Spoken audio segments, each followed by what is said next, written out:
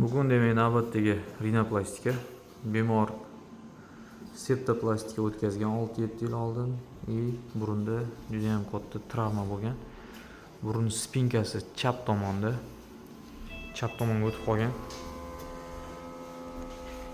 Ko'rishingiz mumkin, burunni kolumelalar umuman ko'rinmaydi. Burun formasi umuman o'zgarib ketgan, deformatsiya bo'lib. Burun spinkasi va uchi cho'kkan. Kolumelasini ichiga botib ketganini ko'rishingiz mumkin. Burun uchi cho'kkani hisobiga burun tashqi klapan funksiyasi butunlay buzilgan.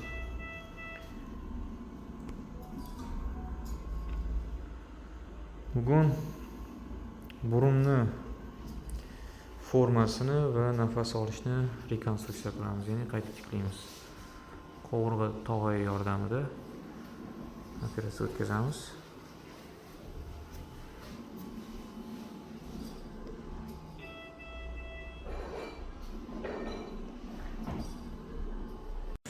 Demak, operatsiya o'z nihoyasiga yetdi.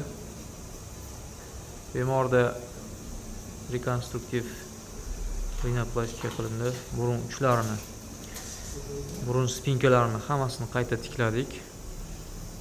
Ko'rishingiz mumkin, tepadan kolumelalari ko'rinadi.